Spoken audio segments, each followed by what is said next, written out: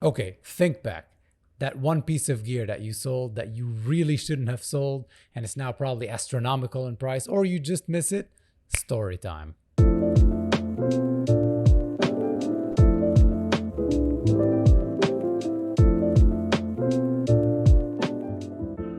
What is up, YouTube? I am Buddy Blues, and today I'm going to talk to you about my 1970 Stratocaster.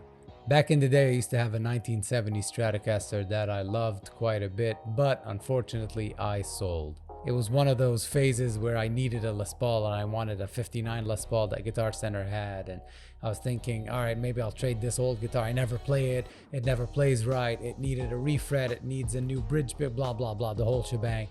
And I went ahead and I sold it, and I got me that Les Paul. About 2 years later, I got rid of that Les Paul.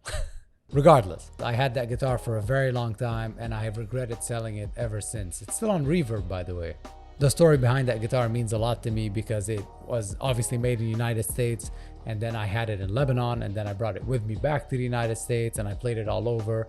It was fun, and I regret selling it since.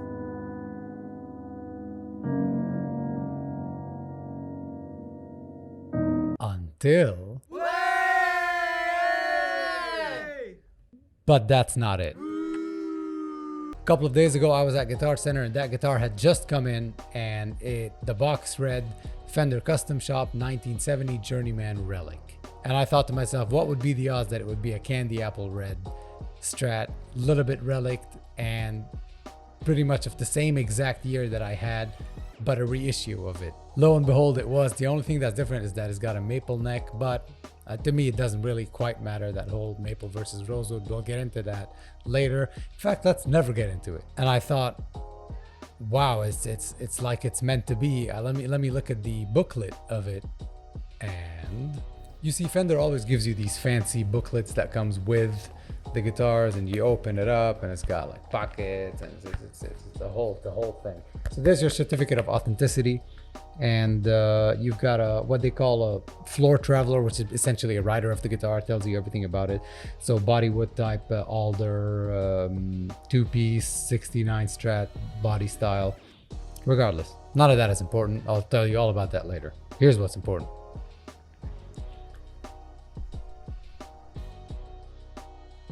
That's my wedding date. Some of you already know I just got married. If you follow me on Instagram, you would know. Upon opening the booklet and I saw the day that guitar was finished was 8/18/2020, which is my wedding anniversary. It blew my mind. It was meant to be. Well, it's what I told myself. I needed that guitar, so I bought it.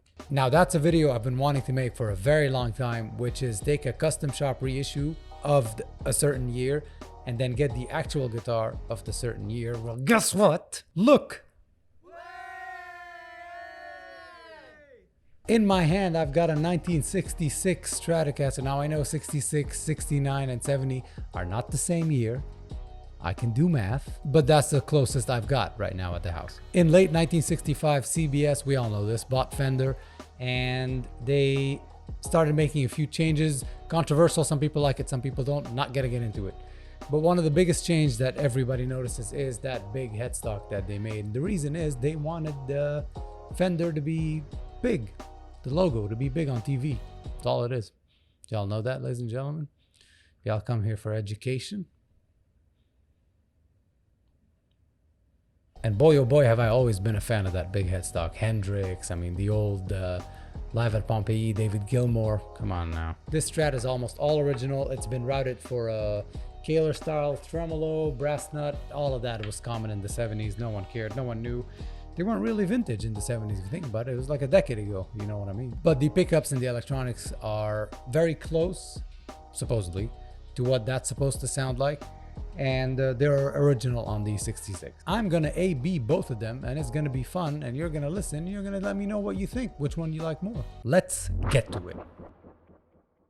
The modern Fender Custom Shop has got a beautiful fire mist red finish. It's a 69/70, meaning it's got a lot of the accoutrement of a 1969 Strat into a 1970 style Strat. So 69 pickups, your regular all day, everyday control cavity, I mean, it's not quite relic, but they call it a journeyman relic, meaning it's been played a few times, put in a closet, forgotten about, and then Buddy Blues rediscovered it. Like I said earlier, the 66 is mostly original. It's just got this route here that was done to accommodate a killer style tremolo, very common in the 70s. All original wiring, all original pickups, original everything, rosewood board, and brass nut. It used to have a locking nut here, but it doesn't no more.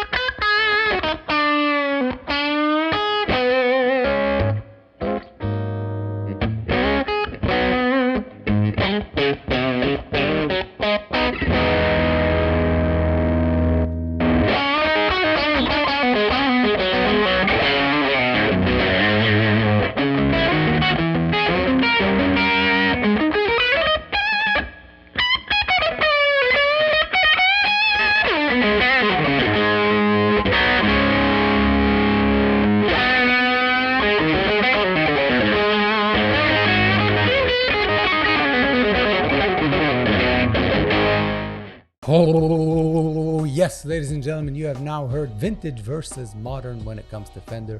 66 versus 69, LOL. I have been Buddy Blues. You have been the people of the blues. Please like, share, subscribe, show this video to your stepdad. And let me know which guitar you like better. Thank you so much. I hope to see you next time.